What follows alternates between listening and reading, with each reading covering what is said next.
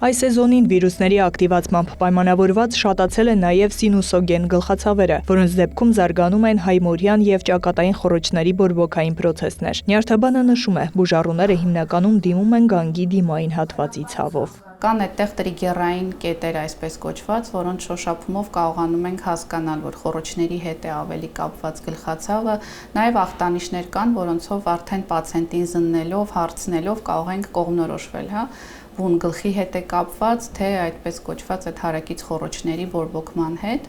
եւ ռենտգեն կամ կատե հետազոտությամբ հնարավոր է տեսնել այդ բորբոքումը եւ ուղղորդել համապատասխան մասնագետի մոտ։ Ամենահաճախ հանդիպողը լարվածության գլխացավն է, երկկողմանի սեղմող ճնշող բնույթի։ Այն, ինչպես նաև միգրենը, որը հաճախ ուղեկցվում է սրտխառնոցով փսխումներով, համարվում են առաջնային գլխացավեր։ Եթե նոր բնույթի գլխացավ է առաջացել, եթե ընդհանուր կետերով ասենք, նախկինում երբևէ չզգացած գլխացավ, կյանքում ամենաուժեղ գլխացավը կամ ինչ-որ նշաններով է սկսվել ուղեկցվել, որոնք նախկինում երբեք բնորոշ չեն եղել,